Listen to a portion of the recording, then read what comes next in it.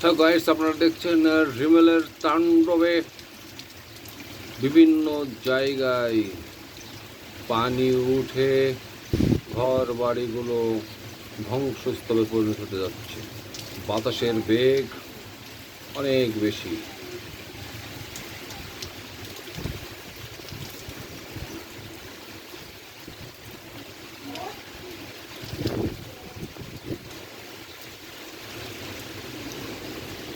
প্রচুর পরিমাণে বাতাস হচ্ছে, প্রচুর পরিমাণে বাতাস।